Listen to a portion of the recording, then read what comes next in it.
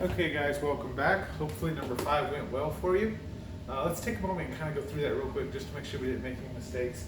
For number 5, one really big thing you need to watch out for is you need to make sure you listen or pay very close attention to the order, okay?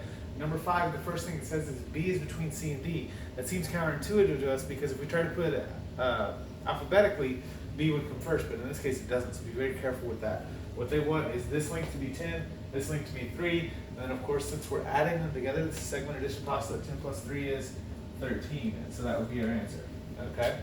Come to the next one, and the way I would suggest to do that is when you read it, draw it as you read it, okay? Geometry is basically algebra with art, okay? This is like an art class with math in it. So when they say, hey, Q is between RT, you need to make sure that you draw Q between RT, all right? And depending on how you do that, you could draw it kind of the way I've done here. You could draw a segment. You can say, okay, well, Q is in the middle, and then RT are my ends. It doesn't matter, but you need to do it in such a way that you can understand it, all right? So we've got Q and R and T here. They tell us this length is 6, this length is 24. This is kind of like the one we talked about last time where you'll do subtraction. And so 24 minus 6, we're going to get 18. And that's going to be our answer for part B. Part C is a little more complicated, kind of forces us to do some algebra, and I lie when I say that. It's not actually more complicated. It's the exact same difficulty level. It just requires us to do a little bit of algebra. And so notice P is between L and A. We have LP is x plus 4, PA is 2x minus 1, and the whole thing is 5x minus 3. And so I use the exact same math. I add the two small parts, so x plus 4 plus 2x minus 1 equals 5x minus 3.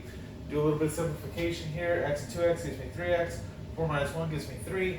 And I've got my 5x minus 3 on this side. I'm going to combine my like terms. All right, in which case I'm moving this 3 over, I'm adding 3 to both sides, and I'm subtracting 3x from both sides. I get 6 equals 2x, in which case x is 3, okay? Now you'll notice on C, this is one of those where I was talking about where there's two parts to it. So not only do you need to solve for x, but you also need to plug it back in.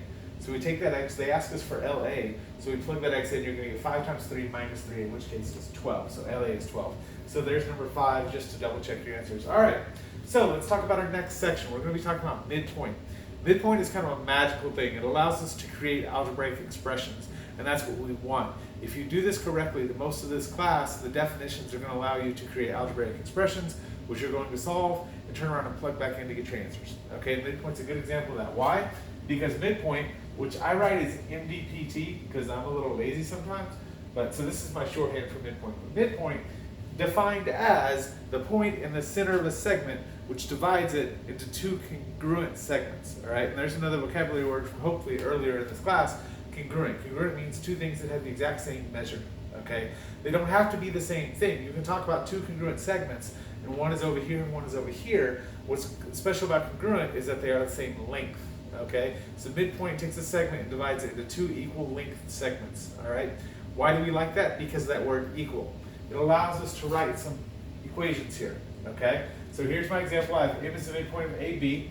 That means that AM is going to be equal to MB, and that's what these little symbols here. When you see these symbols, that means that M is the midpoint, okay? So they might say midpoint, they might draw the symbols. You have to watch for both. It also means that this is half of the whole, meaning that 2 times AM is going to be AB, or 2 times MB is AB. And all 3 of these equations are usable when we're solving these problems, okay? And so here I have an example where I've given you AM. AM would be this length here, so I'm going to say, okay, that's 10. Well, how do I know the rest? Well, because of these markings, I know that M is the midpoint. And therefore, if this is 10, this has to be 10. And then I can simply add those two together or multiply by 2 and get my whole length, which in this case is 20. Okay, hopefully that makes sense. We're going to do one that's a little more complicated. Let's look over here. This one I put in words because, you know, you're reading a book at this point and you need to get comfortable with translating from the page, the English on the page, into algebra, all right, or into geometry and then into algebra. Lots of translations going on here. So, if S is the midpoint of AB, pause.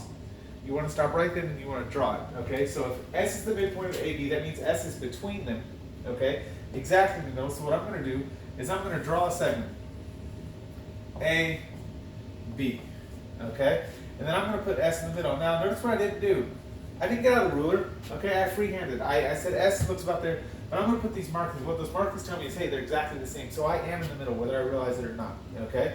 So now I have AS, I have SB, and then I have the whole thing. So let's read on. It says AS is x plus 3. Okay, cool. So I'm going to put x plus 3 here.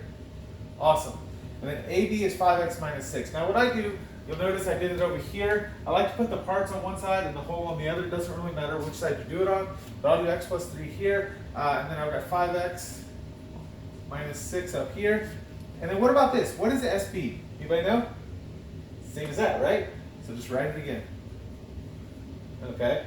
And this is where you can do one of these equations where you double it, or you can simply add them. It doesn't matter. In fact, if I write x plus 3 plus x plus 3, that's the same as writing 2 times x plus 3.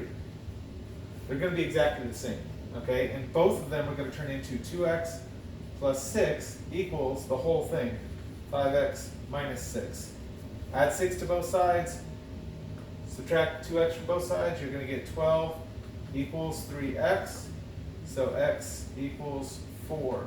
Okay? Now, wait a minute. I asked how long was AB. Nobody asked about x. Nobody cares about x at this point. X is not my answer. This is not my answer. I have to take this value and I have to plug it back into this expression right here. Okay? And in this case, I'm going to have 5 times 4 minus 6. 5 times 4 is 20. Minus 6, I'm going to get 14. 14 is going to be my AB. Okay, so AB equals 14. That's how you would solve one of those. That's how you're going to solve some of the questions in the book. Now you're going to take a break, probably, honestly, this time probably about 10 minutes. You're going to do numbers 6 through 10. So 6, 7, 8, 9, and 10. And I'll see you in about 10 minutes. Good luck.